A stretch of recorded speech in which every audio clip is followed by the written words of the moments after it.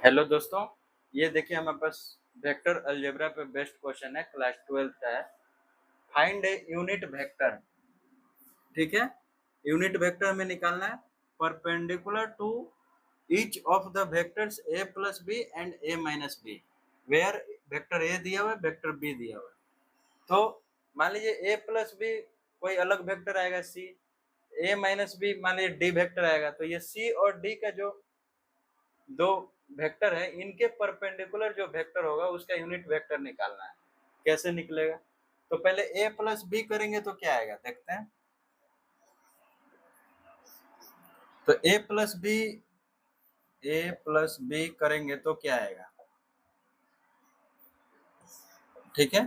तो इन दोनों को ऐड करेंगे, कोफिशिएंट ऐड होगा 1 1 2i plus 3j plus 4k, coefficient add हो गया। वैसे ही a माइनस बी करेंगे तो क्या आएगा, a माइनस बी, ठीक है। a माइनस बी करेंगे तो क्या आएगा, तो a माइनस बी यानी 1 माइनस 1 0i, 1 माइनस 2 तो 1 माइनस 2 माइनस 1 हो जाएगा, ठीक है। और 1 माइनस 3 यानी कि माइनस 2, ठीक है। ये यूनिट वेक्टर का साइन है। तो दो वेक्टर आ गए, मान लीजिए वेक्टर सी है और ये वेक्टर मेरा डी है, ठीक है। तो कह रहा है कि ये दोनों वेक्टर के परपेंडिकुलर तीसरा वेक्टर जो होगा वो उसका हमें यूनिट वेक्टर निकालना है। तो इन दोनों के परपेंडिकुलर जो वेक्टर होगा वो कैसे निकलता है, दोनों का क्रॉस प्रोडक्ट,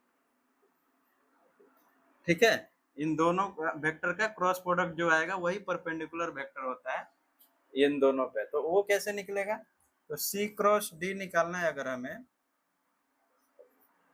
तो देखिए सी क्रॉस डी कैसे निकलेगा। तो आई जे के दोनों तीनों में है, आई जे के, आई का कोफिशिएंट यहाँ पे 2 3 4 2 3 4, यहाँ पे 0 माइनस 1 माइनस 0 माइनस 1 माइनस 2, ठीक है। अब इन्हीं को हमें करना है क्रॉस प्रोडक्ट, कैसे निकलेगा। तो आई का ये हॉरिजेंटल और वर्टिकल डिलीट कीजिए, 3 माइनस 1 4 माइनस 2, ठीक है। फिर माइनस जे, जे वाले को लिखे, जे वाला डिलीट होगा ये और ये, तो 2 0 4 माइनस 2, ठीक है।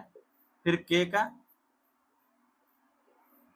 का लिखे, के ये डिलीट हुआ ये डिलीट हुआ, तो 2 0 3 माइनस 1 2 0 3 माइनस 1, ठीक है। अब इसी को सॉल्व करते हैं। आई ये दोनों क्रॉस में मल्टीप्लाई होगा और माइनस होगा, 3 इंटू 2 माइनस 6, हम 4 इंटू माइनस 1 माइनस 4, अब माइनस माइनस प्लस, जे 2 इंटू 2 माइनस 4 और माइनस 0, ठीक है, प्लस के माइनस 2 माइनस 0, ठीक है। तो ये वेक्टर क्या आएगा मेरा, माइनस 2i, यहाँ पे माइनस माइनस प्लस 4j अब प्लस नहीं माइनस 2k, यानी जो तीसरा वेक्टर सी डी ई, मान लीजिए ये वेक्टर होगा, तो ये क्या हुआ, इन दोनों के परपेंडिकुलर होगा। जो क्रॉस प्रोडक्ट हम निकालते हैं तो वो परपेंडिकुलर आता है, ठीक है। जैसे कि मान लीजिए ये सी था ये डी था, तो ये ई हो जाएगा, इन दोनों के परपेंडिकुलर ये हो जाएगा।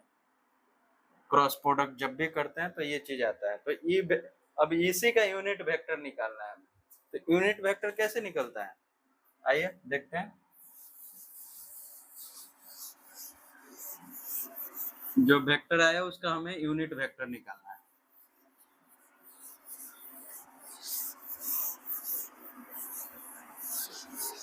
देखिए, तो जो वेक्टर ई है इसी का हमें यूनिट वेक्टर निकालना है। तो minus 2i plus 4j minus 2k, तो इसका मैग्नीट्यूड से हर एक में डिवाइड कर देंगे ना, तो वही यूनिट वेक्टर होता है। तो पहले मैग्नीट्यूड निकालते हैं।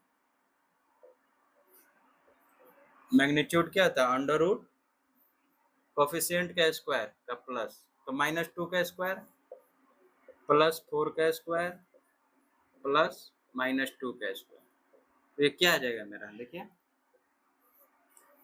4 + 16 + 4, यानी कि ये कितना आ जाएगा?